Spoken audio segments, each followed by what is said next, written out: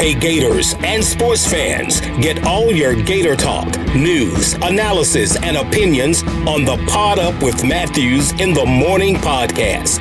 Find us on your favorite podcast platform or watch us on Facebook Live between 8 a.m. and 9 a.m. every weekday.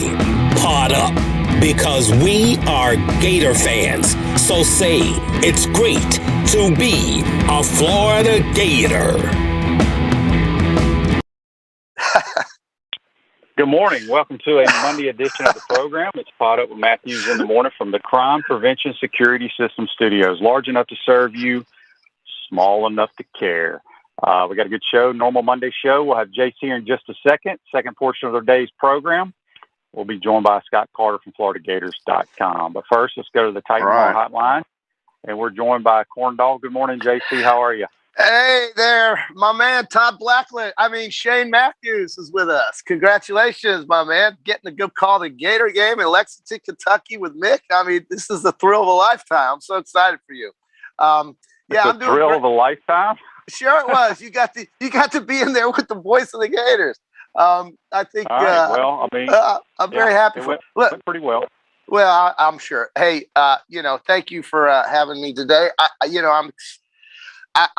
I don't know where to start, QB. You were there. I guess we'll start with the Florida-Kentucky game. Good week. By the way, I'm sorry I missed you Friday. I've been traveling a lot. And I know we did our picks, so you'll have to tell me how we did that. I texted you our picks, so we'll talk about that. But, this weekend was, I'll just start with this. The Gators, obviously we can't have all these penalties, Statistically, you can win the game, but that doesn't really count. Nobody cares about that at the end of the day. And right now, Florida's looking at another 4-loss season. It's amazing where we've come from, 2 weeks ago to where we are today. And that's just life in the SEC, right? That is life in the Southeastern Conference. It's not easy. It's hard. That's why winning the conference is so important and such a big deal. And I know Coach Mullen wants to have a championship team, but what we saw Saturday night did not demonstrate a championship team. And again, they win. They outgained Kentucky by almost a 2-1 margin, but that's just not what matters. What matters is who wins the game. And Florida wasn't able to pull it off, and really a lot of self-inflicted wounds, QB. You saw it. Yeah, it was very, very disappointing. We're 3-5, JC, in our last 8 games, and only beat one Power 5 team in those 3 wins, and that was Tennessee. You got 15 penalties, 8 false start penalties. And what's crazy is I don't think we had a penalty the first quarter. I told Nick on air that I thought we'd handled, I told him it was crucial for us in the first quarter to just kind of weather the storm. And, we had a good drive in the first quarter, a couple of good drives, and we didn't have any penalties, I don't believe, but the last 3 quarters were a nightmare, and it's extremely disappointing. We were the better football team. I'm not one who likes to second guess because I know coaches put a lot of time into but I couldn't quite figure out why we were very, very conservative. Yes. I mentioned many times on the broadcast that when we lined up in a 3-by-1 formation, it was single coverage. I mean, it's man-to-man. We took 2 shots. Copeland caught one. I think it was the first drive for about 30 yards. And then we had one later in the game. We took a shot and got pass interference. So I kept harping for us to please stay in that formation and attack whoever that corner was. But we didn't. And, I thought Emory played well. He missed a couple of throws, but every quarterback does. He threw an interception, but wasn't a great read, but the route was horrible. That had a lot to do with it. But, as you said, we had 8 false start penalties. We had 2 crucial penalties, one on an interception where we ran it down to about the 10-yard line, but Valentino did a crackback block, which you can't do in college football anymore. That gave us 15 yards.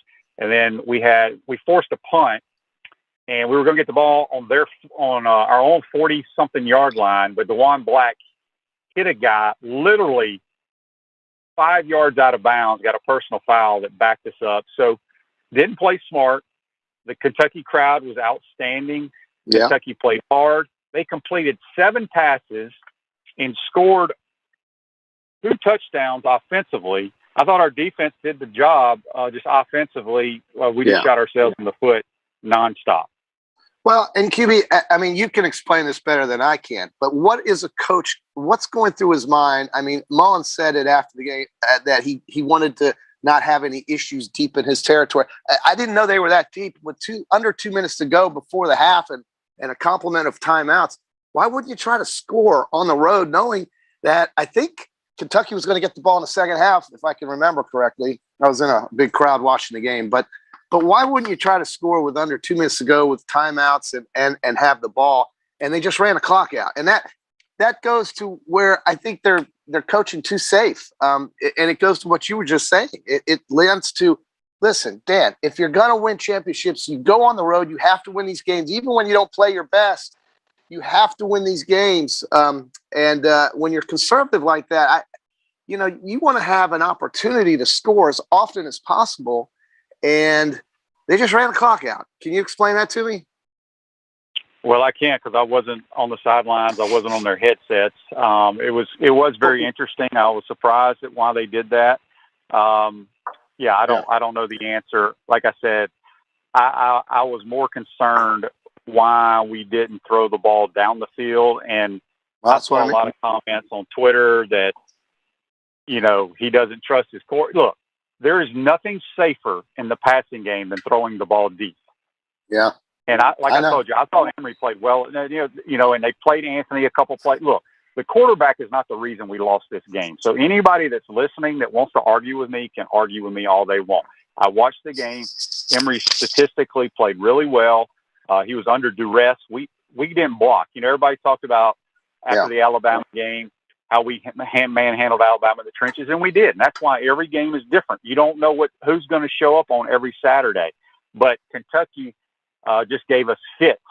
Their defensive line did, and we had the ball to tie it up, 1st and goal on the 5-yard line. We throw a wide receiver screen to Copeland. He scores, but he slips. Knee hits the ground. We lose 4 yards on it, and then we had back-to-back false start penalty. So, and then they only rushed 3 and dropped 8 into coverage, and they're just the passing lanes weren't there. So a bad loss. We're not going to win the SEC East. It's over with. So you got to just regroup and still go out and compete. That's why they play these games and try to have the best record you possibly can the rest of the year. Well, right. And so I think, you move on from this. Looks like shouldn't have any problems with Vanderbilt at homecoming. LSU on the road. I mean, I don't know. I mean, do I feel confident picking Florida in that game? Not really. Do I feel confident picking LSU in that game? Not really. I do feel confident that Florida's going to have a very difficult time with Georgia. I feel very confident about that. And that would be loss number 3 on the year. So I don't know. I'm not ready to just throw in the towel, right? It sounds like maybe I am, but there's got to be some accountability. And I don't know if Coach Mullen's taken that or not. After the game in the post game press conference, somebody asked him if he was out coached, and he said clearly not. We had 300 something yards, and they had 200 something yards. But if somebody asked that question to Mark Stoops, all he would have to say is, well, we had 20 and they had 13. So that's not what I'm looking for out of the coach. I'm looking for some accountability. I want to know why they had all these issues, but it doesn't really matter. The game's over. But that can't continue. Otherwise, you're looking at another mediocre season. So the way I see it is that Florida. Go ahead. Yeah, I mean, it's, Joseph says here on Facebook Live, brought to you by Melton Law, clap, clap, clap. Yeah, a lot of our issues were the snap count. You had 8 of your 15 penalties were false starts. And we used the clap, which I've never been on a team. I have no experience with the clap. That's kind of a college football deal. You see a lot of teams doing it instead of a verbal cadence. I always play when there's crowd noise. Again, I never played out of the shotgun in college, but in the NFL, you go on the silent count where the quarterback raises his leg. One raise, snap the ball. It could be on two leg raises. Which, maybe we go to that. I don't know. But the crowd noise obviously bothered us, causing 8 penalties. But it was, like I said, it was just an extremely disappointing game. Yeah. QB. Credit. Go ahead. I'm sorry. I didn't mean to interrupt. Go ahead. If you finish your thought, I'm sorry. I don't remember what it was now. Well, I'm still disappointed. I know you are. You know, I hate telling you this, folks, but I think I read somewhere on Twitter where Mullen's the only coach to lose to Kentucky twice in 4 decades. You know, Kentucky's improved. They are. But let's face it, their quarterback didn't even throw for 100 yards, and they still pulled out the win. The crowd helped them, but crowds always help teams in the SEC at night, except at LSU, it seemed like. Bo Nix pulling off a theatrical performance. And some of these other games were really, you know, counter to what we thought. I don't know how I did on the picks because I wasn't here on Friday, but we did say that Georgia, we wouldn't be surprised if they easily covered the 18. They're the real deal. Man, listen, it's Alabama and Georgia 1A and 1B. Or you can even put Georgia 1 and Alabama 2 or Alabama 1, Georgia 2, whatever you want to do. And right now, the physical nature of what I'm seeing from Georgia reminds me of what I saw in 2012 with the Alabama defense and in some of those old Nebraska defenses and Miami Hurricanes defenses. And right now, I you know, we're just kind of playing these other teams and then waiting for that. And that's how I look at it going forward, because I just don't see a threat. Florida's longest pass was 22 yards, QB. And I know you explained how they brought coverages back and kept everything in front of them. But No. That's not what I just said. That's not what I said. Well, you said they dropped 8 and rushed 3. I thought is what I just said. They did on the last series. On the last series. Formations dictate coverages and how teams line up. I can line up. I know certain formations that only certain ways defenses can line up. That's why an offense dictates to the defense what you're going to do. Yeah. And my point was the entire game, when we lined up in a 3-by-1, which means 3 eligible receivers to one side, there's one eligible receiver by himself. Right. That they, for 90% of the time when we were in that formation, that it was single coverage. And we attacked it twice. We completed one for, I think, 20, 28, 30 yards on a go route, which they had good coverage, but we threw like the fade stop back shoulder, however you want to phrase it. Copeland caught it on the first drive. We threw it later in the game. We threw him a go route. We got pass interference. Okay. So that's 2 times we did it, and 2 good things happened.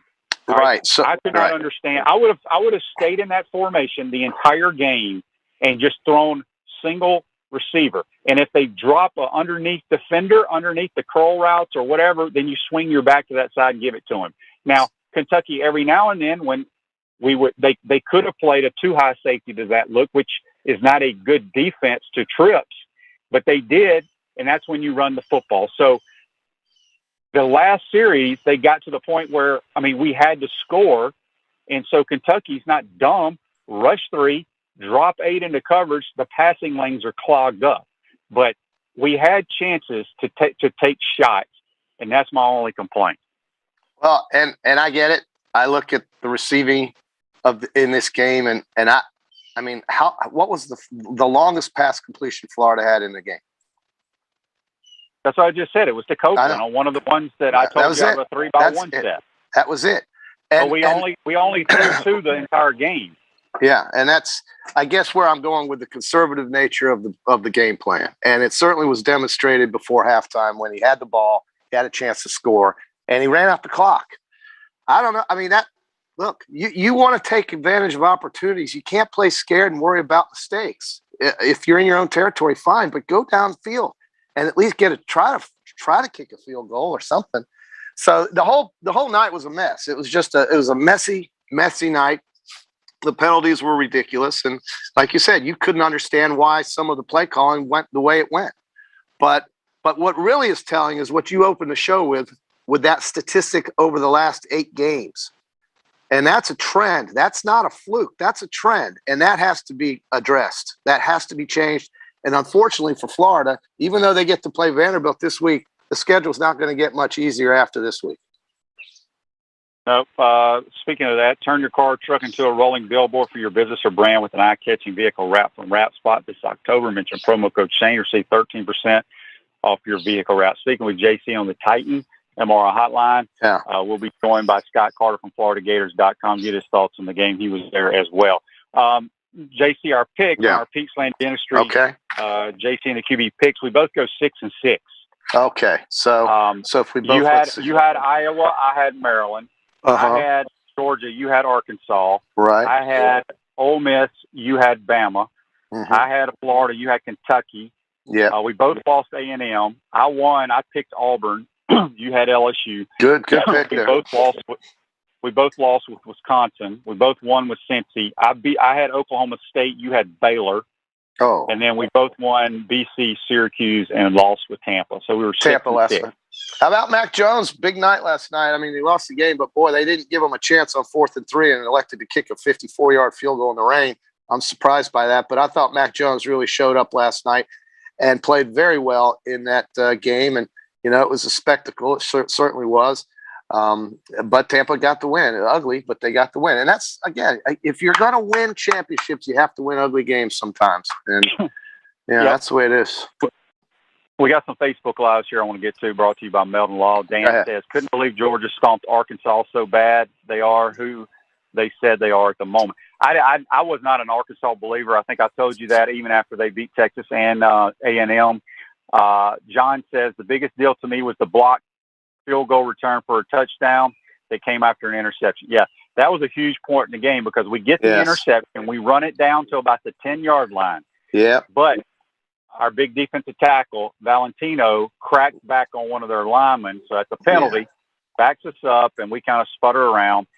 And our snapper and our left guard, who is big Desmond Watson, the big 400-pound defensive tackle on the field goal team, those two just got manhandled, and they come in and they block it. And you're not going to, if the ball goes backwards on a field goal block, there's no way anybody on the field goal team is going to run him down because you don't have any speed or anybody that knows how to tackle on those things. So Toby wants to know, what about the false start penalty the refs called on Florida? Dan Orlowski even said he didn't see any penalties against Florida. I don't know. I didn't see the telecast, but way too many penalties regardless. Kyle says, always a Gator, but changes need to occur. I don't know what he means by changes. I don't either. I mean, you got to be specific when you say that. What are you talking about? What? So listen, Florida is 3-2. Florida's going to beat Vanderbilt. They'll be 4-2. And then, luckily, I think, then they got to go to LSU, and then they get the week off. So, I guess the season's going to be defined here this month. We'll know. If it hasn't already. Well, I mean, we're not going to win the East, so we're not going to Atlanta. So you got to you play for pride, and you just try to win as many games as you can. I mean, the last thing you want to do is be another team that goes 8-4, as you did last year. And right now, would you bet against that? I mean, if I had to say today, what was this team going to finish at? Would you say there's a very likely chance that 4 losses is on this record? Could be. I think. I mean, obviously, we'll see what happens in Baton Rouge. I don't think LSU is great. I think they got a lot of issues. They have to go to Kentucky this week. Yeah, that's right. Physical game there. We shall see. That'll be. Could be I'm getting a lot. Hang on a second. I'm getting a lot of Facebook Lives here, and again, I didn't see it because I wasn't watching the telecast. I was in the booth. Jerry says on Facebook Live, "What about the smile Mullen had going to congratulate Stoops?" Wow, and there was a bunch of other ones. People talking about Dan smiling. Yeah, Dan. Yeah, there was a picture, and I don't know the authentication of that picture, but it was on Twitter. They were running off the field, and he had a. Now, I don't know if that was last night or a previous game, a picture from a previous game. You can't verify or authenticate that. So, I mean, it was on Twitter. It did show Mullen running off the field smiling to go congratulate Stoops. But I can't imagine why he would. So I don't know how authentic that was or not. I think Mullen's got a problem right now with how things appear after games. We go back to last year with the Missouri debacle, the Darth Vader thing, the Cotton Bowl debacle, the LSU debacle. He's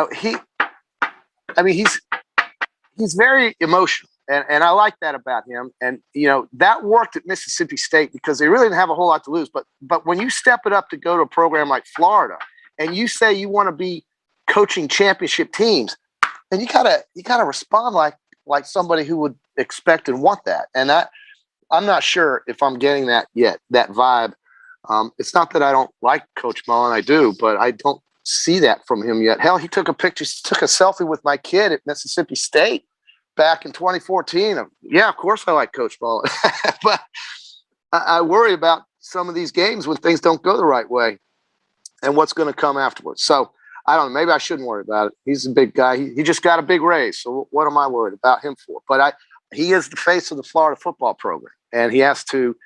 I think Bianchi got on him really hard last year at certain occasions, and I just don't know. I mean, when he comes back and they ask him a question, he doesn't need to.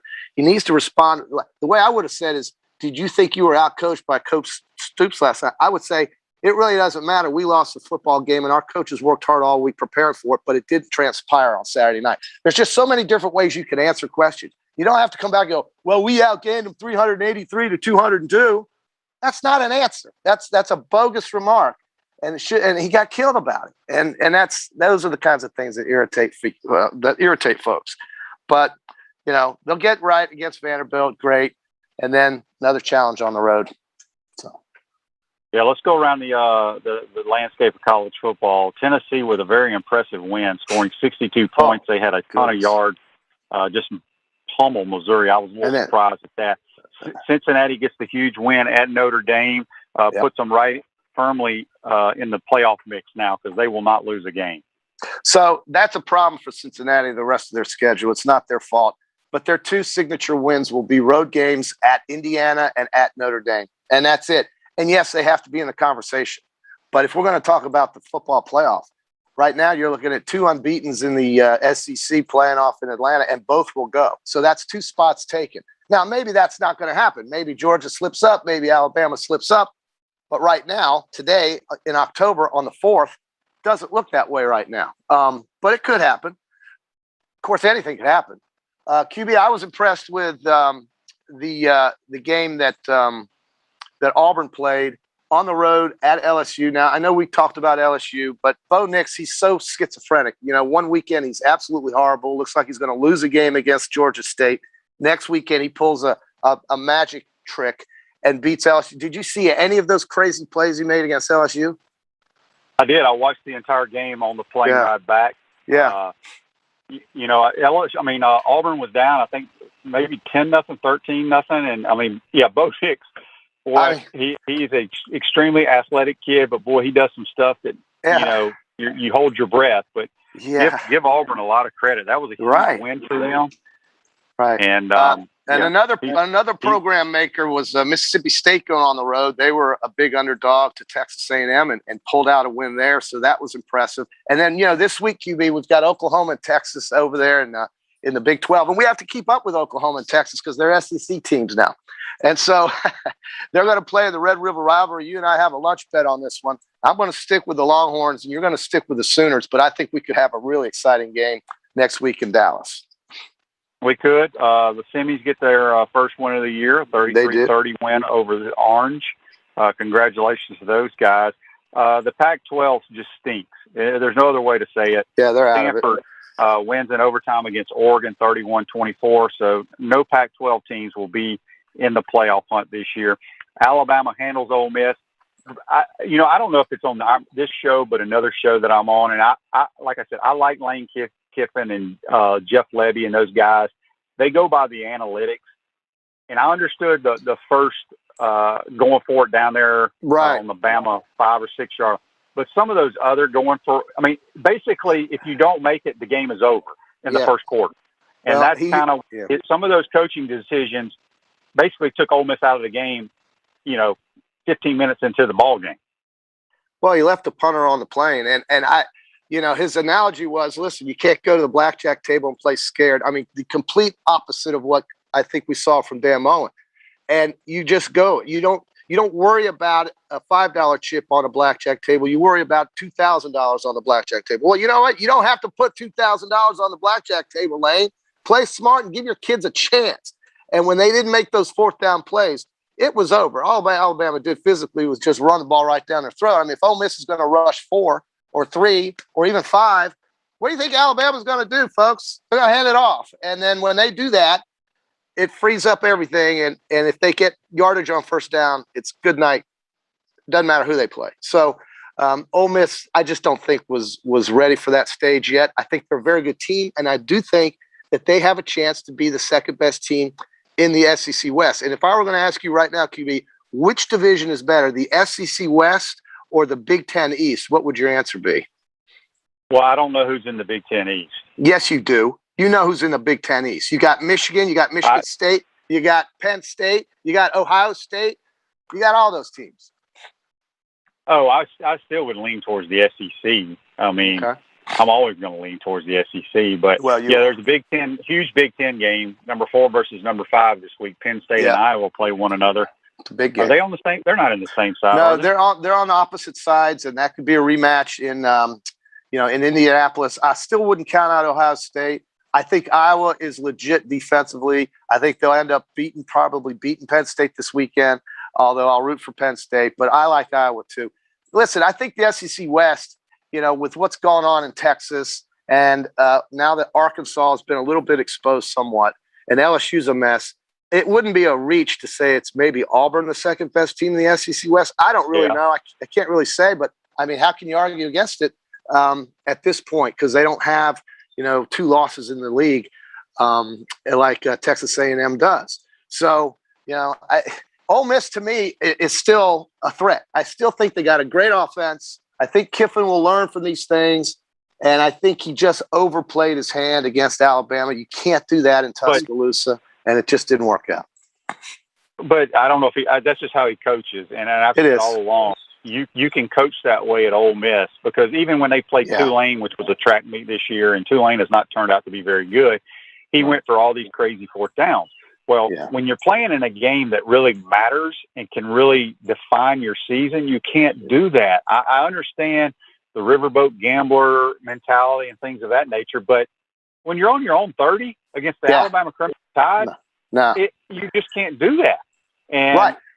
But like I said, if Lane was doing that at his school like Auburn or LSU or USC, I don't think he would play that way. At least I hope he wouldn't, because you just can't. You have to play the odds, and it basically just the game was over before halftime. Pretty much midway through not even halftime, after the first quarter with some of those decisions. Real quick, JC, before we let you go, the NFL, your Rams get pummeled.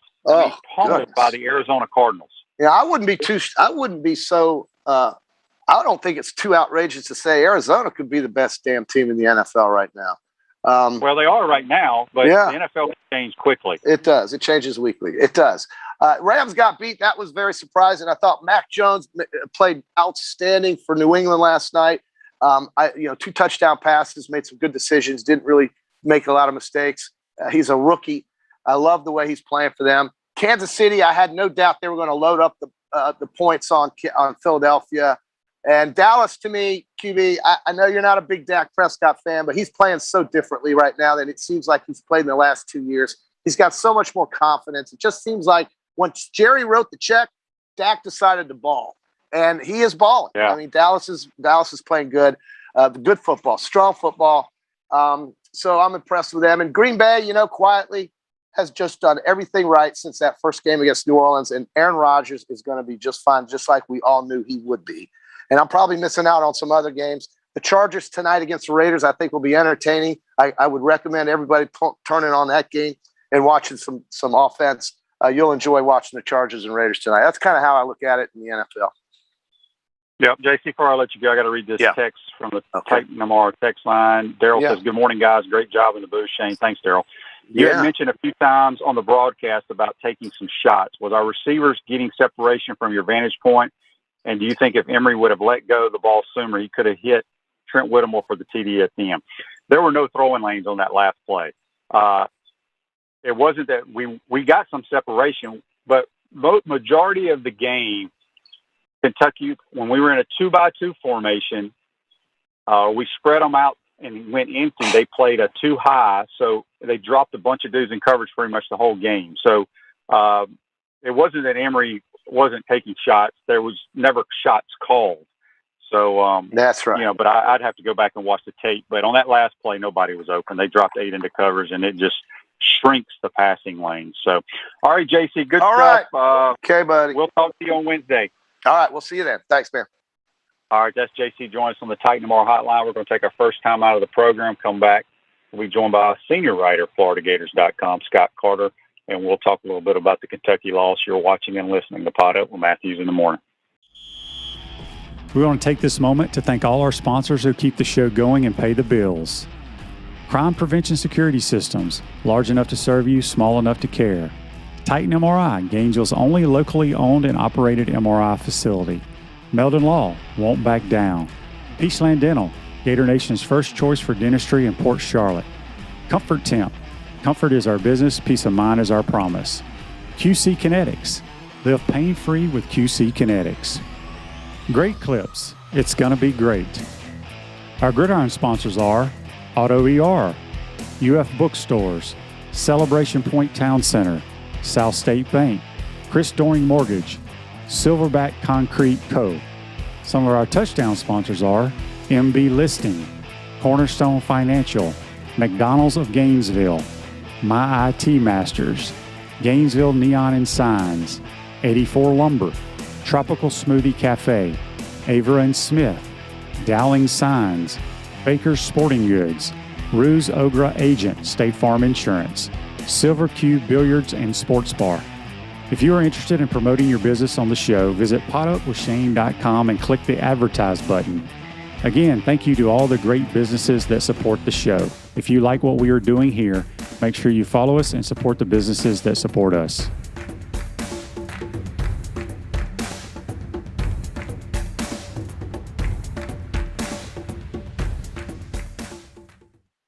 Welcome back to the Crime Prevention Security System Studios. Celebration Points, where the Gators go to celebrate, with premium brands like Nike, Prime and Pearl, Regal Cinemas, Medici, Dave & Buster's, Skechers, and the HBC's new restaurant, Spurrier's Gridiron Grill. Make your reservation today at spurriers.com. Now open Thursday through Saturday as Visors Tailgate and Rooftop Bar. We'll see you at Celebration Point, where the Gators go to celebrate. We're now going to go to the Titan Tomorrow Hotline, joined by senior writer for FloridaGators.com, Scott Carter. Good morning, Scott. How are you, bud? Hey, good morning, Shane. Still feeling a little rugged from that late night return from Lexington, man. I'm so tired. I can't remember the last time I was awake that long and got to bed that late. So yeah, I'm right there with you. I'm struggling. Scott, obviously a very disappointing loss. A lot of questions, whatever. What's Kentucky going to have to pay? What, $100,000 fine for rushing the field? So yeah, I think 50 or 100 for their first time, Shane, and it's probably worth it at this point for them, kind of like Arkansas earlier in the year when they had one of those instances. But it's been so long. I was trying to think the other night since the last time I've seen one of those in person. I can't remember if ever seeing one. I've never been a part of that, or as a player or watching a game, and obviously I got to see it, and it was not fun watching it. Mm-hmm. When you look back at this game, I didn't hear or see Coach Mullen's press conference. I heard it was very short. Yep. I guess, what's everybody upset about from his press conference? I think it's just that he didn't say anything that, hey, we needed to do this or that. It was, accountability. Fans are upset, and I think they have I think they've sensed maybe there's some kind of pattern with Dan where after a loss, he doesn't take accountability. I don't know if that's perception or if that's reality. I mean, it was a short press conference. I understand, he probably didn't want to be there, but that's part of the gig. The penalties were a topic of concern, and he pointed out that they owned every statistical category in the game, which is true, but the penalties, they dominated. And if he gave a little something that he said that's a lack of mental toughness, that him and Hevesy were going to talk about that this week. And other than that, he mentioned the crowd some. But I just think, Shane, I mean, it was a loss that a lot of people didn't see coming. And I'll be the first. I mean, I was right there with them. I mean, I thought Kentucky was going to win. I thought Florida was going to win. I thought Kentucky was kind of overrated if you looked at their first 4 games, they'd won all 4, but they didn't exactly dominate. And I think Florida's a better and deeper roster. But, it was not Florida's finest night. And I understand the fans being upset, and they're especially upset with Coach, it seems. And that's the way it goes sometimes. But I don't know if there was one specific thing other than just I'm seeing like a lot of, they keep mentioning his stubbornness. And I think fans wanted to see more Anthony Richardson. There's at least a segment of fans there. But I think for those who really know the game and what's going on, I don't think Anthony Richardson is at a point in his career where he's going to come out and start just throwing the ball and running all over the field and lead a great comeback win. I don't know if he's at that point yet, but maybe he could have played more. So, I mean, it's all open for debate. Yeah, and I obviously that's what everybody wants to talk about. Look, the quarterback is not the reason we lost this game. No. Emory, I thought, played extremely well. He threw 1 interception, but hell, he threw the ball 31 times. You usually throw an interception. And on that interception, not a great throw, not a great read, but not a very good route either. People forget the other guy has to do his job. And so, but the quarterback was not the problem here. I got a Facebook Live brought to you by Melton Law, the only official law firm partner of the Florida Gators. Brandon asked, Shane, do you think on the read option that Mullen is telling Emory to hand it off or not pull it? Kentucky just crashed the line because they knew the QB wasn't going to pull it. We never put a guy in motion or rolled Emory out. Play calling was atrocious. Well, we did motion a ton. We motioned about every play. And we don't really run the option. We run the option every now and then. I guess you're referring to the zone read. But Emory did have 13 carries. So, no, he's not telling him just to hand it off. He's going through his reads. Kentucky just flat out whipped us on the line of scrimmage is what happened. There's no other way to say it. I was very surprised. Wouldn't you agree with that, Scott, that their D-line kind of handled our offensive line in multiple ways? Yeah, I think that's where, to me, the game was won. And you can look at it, what you just said. I think Kentucky did manhandle the offensive line. And considering what we saw against Alabama, that was very surprising because the Gators' offensive line played so well that game. And then, a lot of self-inflicted wounds. And, they were asking Mullen after the game about changing the snap count, from the clap to the silent count. And he says, they work on that stuff all the time. They use the same count. And, I think, Shane, the one thing that surprised me the most was, Florida really didn't have any big plays downfield. I think Kentucky was in a cover 3 a lot, which is obviously you're filling up the box against a lot of the run and the short. And I don't know if Mullen just devised the game plan off of that, like to how they thought they could best attack it. There's a lot of questions or a lot of answers that aren't there, without him address it. So I just think Kentucky, I agree with you. You got to give them some credit. And I know that's not always the popular way to look at it. But I remember a coach telling me one time, that's one thing the home fans never think about. The other team is actually trying to stop us and do their thing too. And it's hard to kind of take that into account after a tough loss like this for a lot of people. But Kentucky deserves some credit. Yeah, no question. And I said on the broadcast, and just, I like to take shots because I think only one bad thing can happen when you take shots, and somebody's got to make a good play for an interception, but it's as good as a 40 or 50-yard punt. We threw 2 deep balls, and most of the time we lined up in a trips formation, and Copeland was to the single receiver by himself. He had man coverage. We completed one for about 28 yards on like a fade stop or an underthrow or what have you on the first drive. And then we got pass interference the next time we threw it down there. And that just, I would have taken at least 6 to 7 shots there because I thought we could win that matchup. And one of the biggest plays that I don't think people can remember, I want to say, I can't remember if it was the last drive or the second to last drive, Scott. Mm-hmm. We were in a 3-by-1 formation again. I think it was Copeland lined up to the press box side when we were going left. Okay. We did the old fake the quarterback draw, drop back, and Emory got hit right. He just threw, and the ball kind of fluttered, but it was 1-on-1. Yeah. In that situation, I just wish we're not going to fake. So when you're playing man coverage, the corner is not watching the quarterback. Yeah. So doing the faking has nothing to do with getting a guy open when it's man coverage. So I don't know if this is a learning lesson for when we call this play, that if you know it's man, just catch the snap, drop back, and throw a fade. Go for it. Because when we stepped forward and then stepped back and then we had pressure, he got hit and the ball, he couldn't make a good throw. So I think we score if he just catches it and throws it out there. But, little things you got to learn from. But, I did not like faking the quarterback run there. But that's what was called. So, Anyway, Scott, I mean, it's disappointing. Gators sit at 3-2 right now.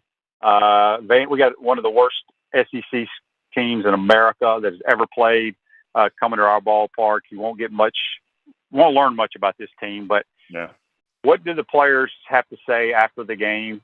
Just some of the comments from some of the players.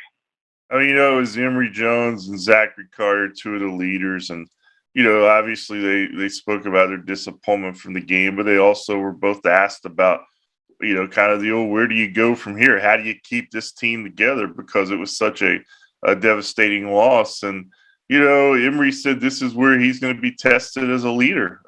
This is where he has to step up as a leader of this team. And that is very true. That's what you want him to say. And Zachary Carter was kind of the same way. You got to keep the guys motivated. Keep people from pointing fingers and win out. That's really the best mentality, is to win out. If you can somehow win out, and there's a lot of season left, some good things could happen for you by the end of the regular season if you win out. But that's really where it is, Shane. It was, like I said, I wrote this in my column. I mean, it was just a really disappointing loss because of all the hope I think the fan base and the people who really follow the program had after the Alabama game. Even though they lost to Alabama, they played in a way that people had wondered if they could play against Alabama, and they played that way. So it just set up such promising rest of the season. And then you go up to Kentucky, which is, let's face it, that's a much improved program. I think you and I talked about it last week. I think you can put Kentucky ahead of Tennessee now in the SEC East pecking order. That's how much that program has improved, and the Gators couldn't do it. And props to Kentucky. And now the Gators are left with the kind of trying to clear out the fog and see what they have left. Yeah, I mean, give Kentucky credit. It's that's the first time I've been to Lexington since 1990, and they've the beautiful facility they got there now. And they bought in your day, right? Oh my gosh, it was really, really nice. And they've definitely bought into Mark Stoops and what he's doing there, giving him time. I saw a stat, and I brought it up with JC, and I really didn't think about this until I saw the stat. But we're 3-5 in our last 8 games, and have only beaten one Power 5 team, Tennessee. Yeah, I mean, that's what's happened really since that LSU loss. And, that was one of those games where, if you remember, I mean, the fans were kind of pretty displeased after that one. And, it's always going to be that way after a Florida Gators loss. You know that. I don't have to tell you that. I think what Mullen has done for this program, he's restored hope. He's restored kind of what he calls the Gator standard. And they were knocking right at that door, Shane. And, it got away from them last year against LSU, and they ended up, with that disappointing 3-game losing streak. But then again, like I just said, the hope was restored pretty quickly in that loss to Alabama. And now it's like a couple of steps back here. So it's going to be interesting to see how they respond. And I think Mullen, he's going to be, this is a chance for him as a coach. I mean, he's being watched closely. How does he respond? And I mean, I don't know exactly what. I mean, I think he's a great X and O coach on game day. I think we all know that. But I thought the other day Kentucky they did something better than Florida did, and now you learn about what you can do as a coach here. How are they going to respond? Can he get a big win over LSU or Georgia down the stretch here. That's what everybody's going to be watching and kind of basing the rest of the season on.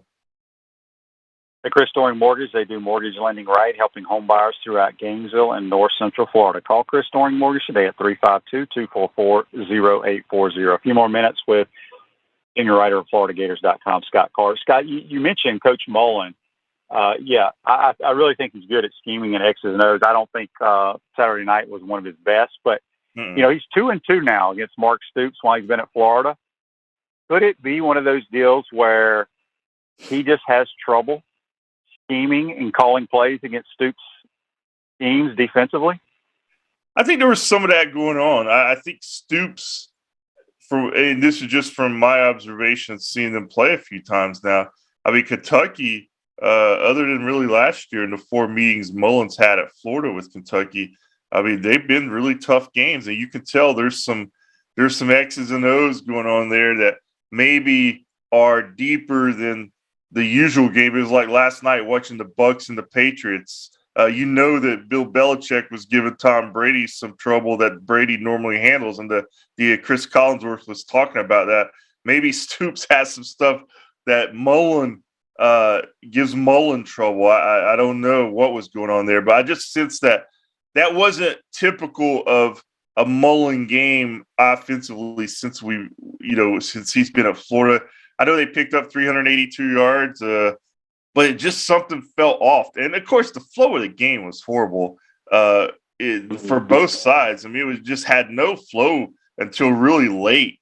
So there was a lot of stuff going on there besides just your regular scheming and X's and O's. But I don't know. I do give Mark Stoops some credit because, there's not many people – there's been nobody at Kentucky who's been able to do what he's done there since a guy named Bear Bryant. So that says something about his coaching. We got a Facebook Live here. George says, brought to you by Metal Law, how about making adjustments to how we signaled the snap? How about practicing a 2-minute offense for when we could have used one at the end of the first half? Basically, the UK game was this year's LSU game from last year. I will tell you this. They do practice a 2-minute offense several times a week. Not sure why we didn't get into it and try to get some points before half. That's something Coach Mullen may address today when he meets with the media. We talked earlier in the program about the snap count. A lot of teams, Scott, in college football use this clap, which I've asked a couple of my buddies that are all NFL linemen, and we both go, how can anybody hear the clap? But everybody uses it. We used to do the old raise your leg when you're in the shotgun on the silent count. If you want to go on a silent 2, you raise your leg twice. Mm-hmm. And that way nobody's listening to anything. The center just, as he snaps, it says hut, so the rest of the lineman can hear. So that may be something they address this week because we obviously had issues with the snap count. When you have 8 false starts, something's not right. But they do practice, Joseph. I will let you know they do practice those things. Yeah. And the thing that you said about the drive right before the half when they didn't burn their timeouts and try to score there, you could probably, of all the things that happened in that game, Shane, that probably is the one that surprised me the most because that's very untypical of Dan. I mean, he's usually going to, keep his foot on the gas pedal. And he said at that point he just felt that, they'd had some things go wrong and he was just wanting to get into the break and regroup and come out and see if they can be better in the second half. So, I mean, he got a little conservative there, and that's not like him. And I think, who knows if it would have led to points. And but at the same time, you just hate to kind of have one of those opportunities where you didn't necessarily try to cash in. Yep, no doubt about it. And Lauren says, I've heard Urban say the clap is a distinct sound. That's why they use it. Yeah, I mean, everybody uses it. I've never had any experience with it, so it's hard to comment on it. Scott, good stuff as always, buddy. We appreciate your time. Go get some rest. All right, you too, Shane. See you, buddy. That's Scott Carter from FloridaGators.com. Join us on the Titan MR hotline. We're going to take our final timeout, come back, wrap it up. We want to take this moment to thank all our sponsors who keep the show going and pay the bills. Crime Prevention Security Systems, large enough to serve you, small enough to care. Titan MRI, Gainesville's only locally owned and operated MRI facility. Meldon Law, won't back down. Peachland Dental, Gator Nation's first choice for dentistry in Port Charlotte. Comfort Temp, comfort is our business, peace of mind is our promise. QC Kinetics, live pain-free with QC Kinetics. Great Clips, it's gonna be great. Our Gridiron sponsors are Auto ER, UF Bookstores, Celebration Point Town Center, South State Bank, Chris Doring Mortgage, Silverback Concrete Co. Some of our touchdown sponsors are Campus USA Credit Union, Adams Rib Company, Doreen Wiebe Realtor, Caldwell Banker, MM Parish, Gator Dominoes, Celebrate Primary Care, Gator Bait Media, Wrap Spot, Okido America, Gators Dockside, Style Cuts, Big Mills Cheesesteaks. If you are interested in promoting your business on the show, visit potupwithshane.com and click the advertise button. Again, thank you to all the great businesses that support the show. If you like what we are doing here, make sure you follow us and support the businesses that support us.